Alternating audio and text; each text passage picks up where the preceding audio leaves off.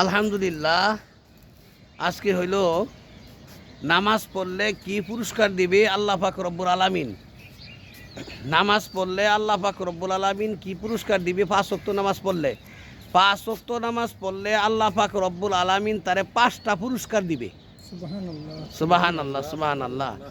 1 নাম্বারে কবরের আযাব মাফ করে দিবে, আর 2 নাম্বারে ফুলসিরাতের ফুল বিল দিতে পার করে দিবে, আর 3 নাম্বারে ডাইন হাতে আমল নামা দিবে, আর 4 নাম্বারে বিনা হিসাবে আল্লাহ পাক রব্বুল আলামিন তারে জান্নাতে প্রবেশ করাইবে।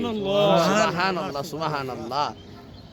এই জন্য আল্লাহ পাক রব্বুল আলামিন আমাদেরকে 5 ওয়াক্ত নামাজ জামাতের সহিত পড়ার জন্য তৌফিক দান করুক, আমিন। আল্লাহ পাক রব্বুল আলামিন আমাদের সকলকে কবুল করুক, বেশি বেশি আমল করার জন্য তৌফিক দান করুক, আমিন। আসসালামু আলাইকুম ওয়া রাহমাতুল্লাহি ওয়া বারাকাতুহু।